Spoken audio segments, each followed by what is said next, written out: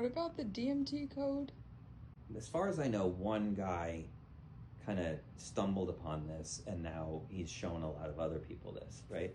If you take DMT and I guess he figured out how to dose it out and all the measurements and the frame of mind to be in the conditions under which, right?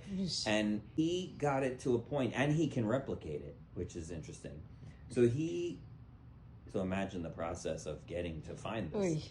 So he got to a place where he was able to see the code in everything, right? Mm-hmm. Like the code meaning like the matrix, right? So the numbers and letters and the computerized fabric of everything here, right? Instead of seeing the chair and the table and the wall and the light, you see the code that makes it up, right? The computer code, which is part of the whole idea of, if people understand the concept, which I would assume in this community they do, that we live in a simulation, right? So if we live in a simulation, then like this is all computer code, right? So he figured out how to take DMT, control the environment and the conditions, so and use a laser pointed a certain way, and as you looked into the laser, you could see the code and everything, right? So that's interesting in and of itself.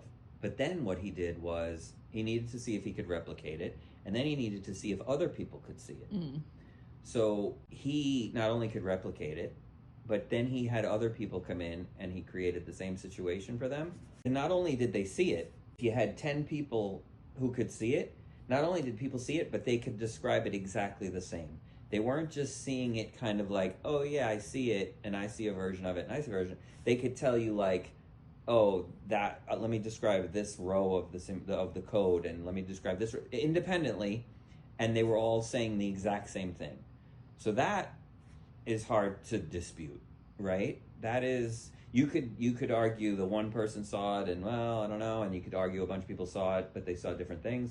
But to say that independently and separately they saw it and they described it exactly the same is very hard to argue, right? So a lot of folks, I'm sure, have seen these videos and these interviews with this, especially with the one guy who's like the first guy to discover it. But it's gotten pretty widely known now, and people know it. And I haven't seen any conversations around anyone adding to the conversation in a new way. Everyone's saying the same thing. It's DMT, you see the code, the laser, it's all the same process. I wanted to add to the conversation a little bit and just say that, I obviously fully believe it and have no reason to doubt it, because, as you know, I've experienced something very similar, but in a different way. So I would argue that in addition to being able to see the code and the matrix in the way that this guy has discovered through DMT, I would argue that creating similar conditions and taking certain amounts of MDMA can make your way to a similar state and see similar things. I don't know that anybody wants to replicate what happened to you. Well, but what I will say is that I was in a situation where I had taken a pretty extreme amount of MDMA and wound up back at my apartment years ago with some friends, and had entered a certain state where two things happened.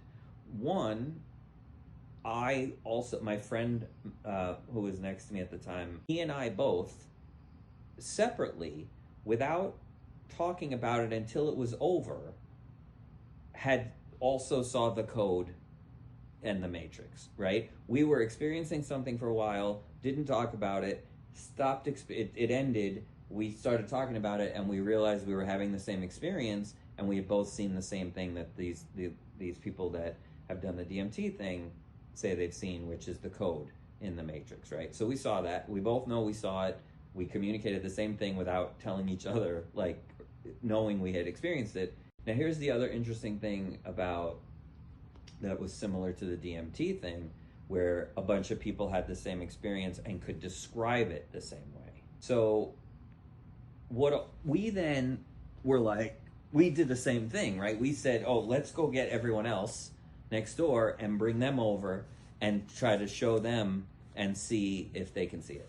So I don't know if people know the books The Missing Piece by Shel Silverstein, but they're all in black and white.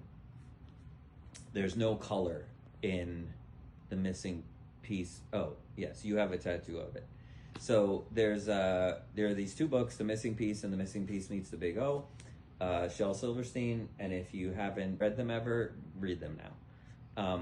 Anyway, we used to get really high and read these to people who hadn't heard them before. So we brought everyone over after we had just had this experience, and we're reading these to people.